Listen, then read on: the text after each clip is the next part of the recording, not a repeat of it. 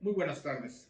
Pues bien, continuamos con el análisis de lo que desde mi punto de vista configuran las facultades que con mayor relevancia se le van a otorgar a la autoridad con motivo de la iniciativa de vigencia de reforma al Código Fiscal de la Federación para el ejercicio fiscal de 2022.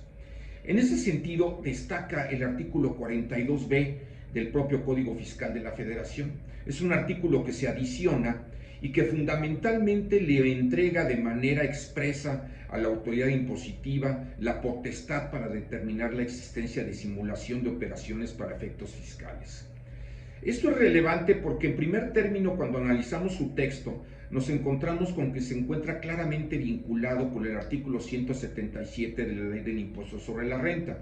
Al decir que se encuentra vinculado, me refiero a que los requisitos y el diseño regulatorio de los propios preceptos normativos son prácticamente iguales.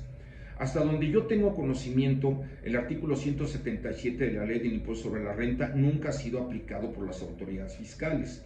Pero ahora se retoma el espíritu de su regulación en el artículo 42b del Código Federal Tributario y se establece, como lo he señalado, de manera ya expresa, de manera clara, sin lugar a dudas, la posibilidad de que la autoridad fiscal pueda llevar a cabo determinación de simulación de operaciones o de actos para efectos fiscales en el entorno del ejercicio de las facultades de comprobación y respecto de actuaciones que se lleven a cabo entre partes relacionadas.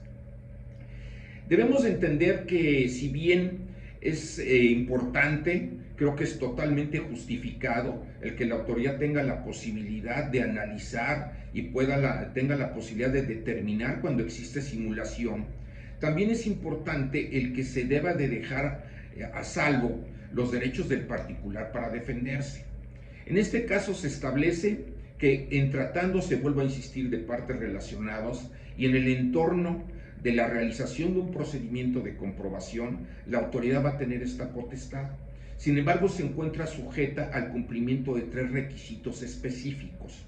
La presunción de existencia de simulación, en primer lugar, debe de descansar en la determinación de la autoridad que identifique de manera clara cuál es el acto simulado y cuál es el acto real. Esto desde luego es lógico, porque el acto real es el que va a servir para el cálculo del impuesto que corresponda. En segundo término, se tiene que dejar también perfectamente definido cuáles fueron los elementos que llevaron a concluir a la autoridad que existe la simulación y cuál es el beneficio fiscal que se generó con motivo de esa simulación. Estos dos aspectos creo que son fáciles de probar por parte de la autoridad, pero nos encontramos con un tercer elemento, una tercera fracción de este artículo 42b, que establece que la autoridad debe de señalar debe de precisar más bien todos los elementos que tuvo en consideración para concluir la existencia de la simulación, incluso la intención de las partes. Y aquí nos encontramos con un rubro que va a ser de imposible cumplimiento para la autoridad. ¿Cómo va a poder la autoridad demostrar cuál es la intención de un contribuyente? Es un elemento absolutamente subjetivo. Me atrevería yo a decir que de imposible demostración, de imposible prueba.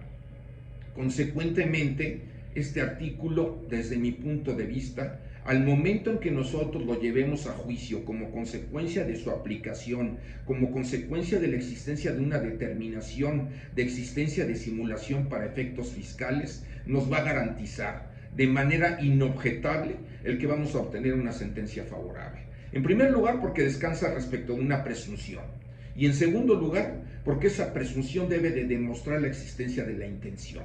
Y vuelvo a insistir, la intención es un elemento subjetivo dificilísimo de probar. No voy a decir que imposible, simplemente voy a decir que es dificilísimo de probar. De hecho, en este momento, yo no alcanzo a concebir una prueba fehaciente, una prueba concluyente que demuestre la intención del contribuyente para llevar a cabo la simulación. Los invito a la revisión de este precepto normativo. Creo que es interesante el que podamos ir ya prospectando su aplicación y la forma en que vamos a defendernos de la misma. Muchas gracias. Buenas tardes.